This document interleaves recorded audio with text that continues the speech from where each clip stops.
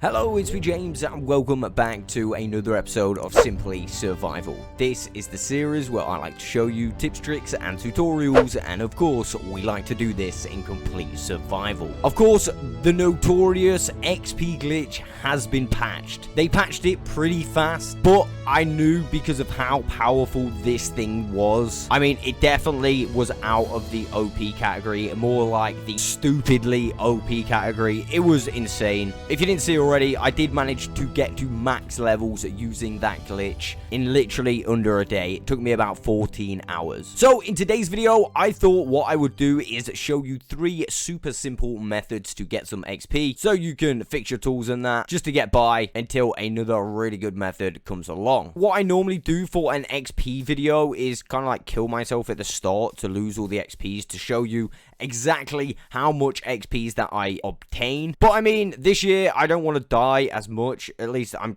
trying to not die. I know I kind of like jumped in the void to save void, but that was like a must do, you know. I mean, I couldn't leave him in there forever. So what I'm gonna do is fix these tools and hopefully we'll get a few levels anyway so you can see. Method number 1 is old but gold. We have quartz mining. This one is one of my personal favorite methods. I remember back in the day, my old friend, well, I'm not gonna say his name, but yeah, he used to use this method all the time purely for the fact he just didn't know any other methods to use. That being said, this is actually a genuinely good way to get XPs. If you're on 0, you can get to level 30 pretty fast by just mining quartz. But there are 2 kind of little tricks that I want to show you how you can fix other tools doing quartz mining. So that's exactly what I'm going to show you now. First things first, I laid out these quartz in the overworld like this. Of course, I used my silk touch pickaxe to obtain them. Now, to get the XPs out of them, you're going to need a fortune one, or like maybe a normal one will do, just not a silk touch one. But I mean, I think fortune, you might get a little bit more, or that might just be the actual product. But yeah, I'm going to use my fortune one, and I've set this marker out. As you can see, we are 1,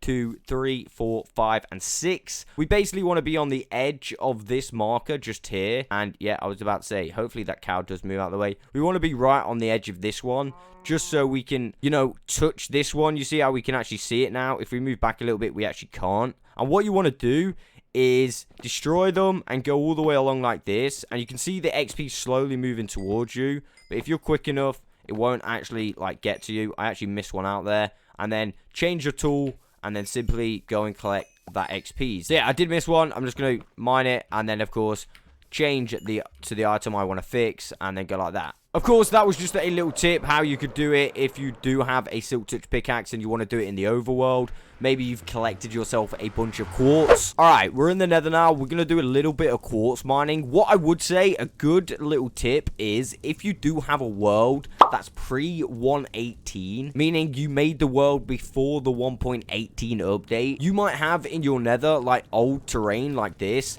and the only ore that you're literally going to find in this nether is quartz. As you can see, I have tons of quartz about, so this should be no problem at all. What I'm going to do is I'm also going to trade 1 pair of elytra, so you can see that the quartz will fix anything that you're wearing as well. Right, let's do this. I'm going to use my fortune one, and I'm going to give myself around about 5 minutes.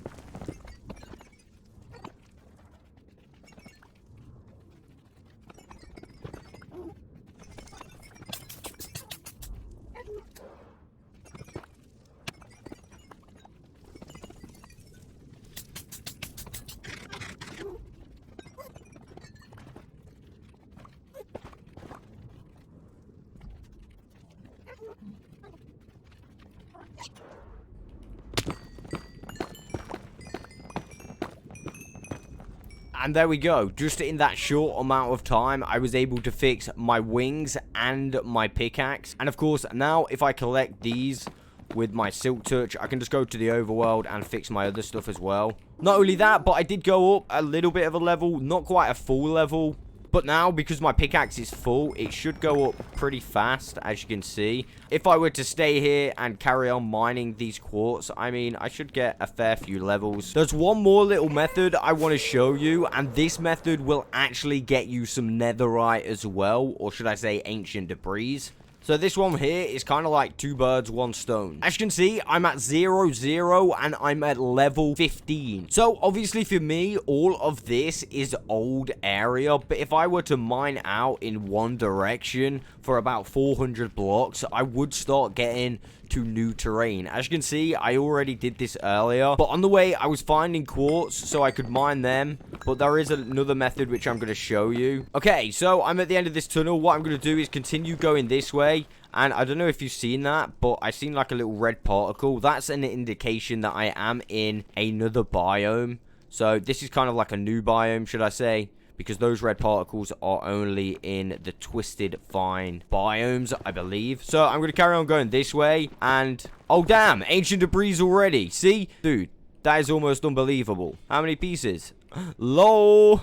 See, I told you. You literally get ancient debris doing this. And of course, if we find quartz as well, we're going to get XPs. Damn, I found some more. Jeez Louise, this is nice. Yoink.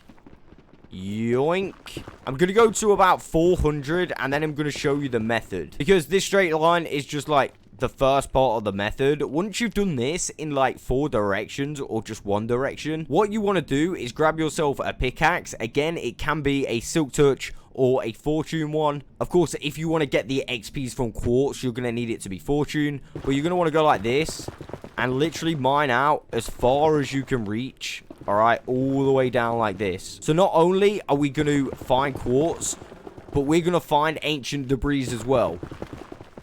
As you can see, I found some quartz just there. There is also lava next to it, so I just want to be very, very careful. Plug the lava, and then I can come and grab those quartz. But I'm going to come back to my path and just continue to clear out the bits that I missed. With this method, it might be a good idea to bring yourself a shovel as well. That is completely optional. And all you literally have to do is continue to mine and press the sideways button, or if you're on a controller, run sideways like that. Alright, so I think I'm pretty much going into the new area now. So what I'm going to do is go to the other side and do exactly the same thing and go all the way back down the other side.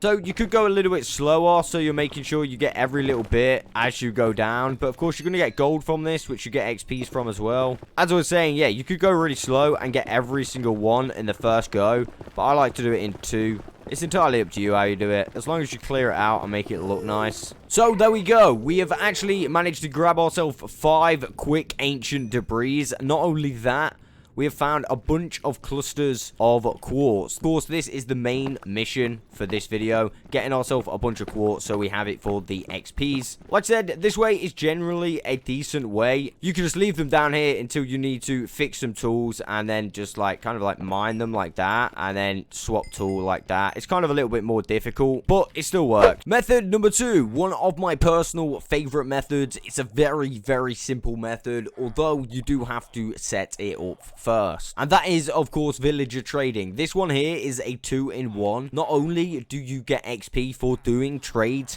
with the villager, but if you have a clerk or a couple of clerks, you can quite literally buy bottles of enchanting, which is XP if you didn't know, for 1 emerald. So I've got 12. I'm going to go ahead and buy myself 12 and see how much XPs I get. I mean, I got a little bit for actually doing the initial trade. It's important to know if you want to fix your tools whilst doing that trade, they need to be holding the tool that you want to fix, and the XP is going to go towards that tool. Of course, with the bottles of enchanting, if you want this to fix a tool, because we can't hold stuff in our second hand because it's Bedrock edition, what you're going to need to do is kind of like throw it away from you. See that little XP orb over there? And then switch to the item and then collect it like that. Dude, what the? Oh, damn. Yeah, so I'm just going to do that with all 11, and hopefully we can fix my Silk Touch pickaxe. Ah, you got to make sure it's further enough away, though. And then switch to your pickaxe, and then go over and collect the XPs. I mean, we got a little bit, not that much. But I suppose it was only from 12 bottles. I could go ahead and buy some more off this guy. But I think you get the point. Villager trading is decent. It's a 2-in-1. If you have clerks, you can buy 12 bottles of enchanting for 1 emerald at a time. So if you had 10 clerks, you could get yourself 120 bottles of enchanting for just 120 emeralds. And if you have this farm set up, I mean, it's really not hard to get emeralds. This thing basically prints emeralds. Alright, I nearly fixed my pickaxe. Not quite, but I mean, it'll do. Let's go on to the third method. And for this specific method, I've chose to go to the end. And if you hadn't guessed already, why I have gone to the end is because this is the home of the Enderman. You can make some really simple Enderman farms. I still have one set up, which I have not adjusted in literally forever. Now, I'm going to put the full tutorial in the description below, but Endermen are a decent way to get yourself some XP. I don't have any rockets, so I can't get up there right now, which is kind of a shame. But what I do have is a bunch of stuff I need to fix. So if I go ahead and stand here and then just wait, we should get some Endermen come down here and we can go ahead and kill them and grab the XP. Actually, what I'm going to do is wear these because that'll be a little bit easier, right? Alright, so as it looks, you don't get XPs for the lava killing them, but you get drops. So you will need to kill them yourself or have some kind of trident killer. Don't know if a trident killer would work on Endermans. I think it would.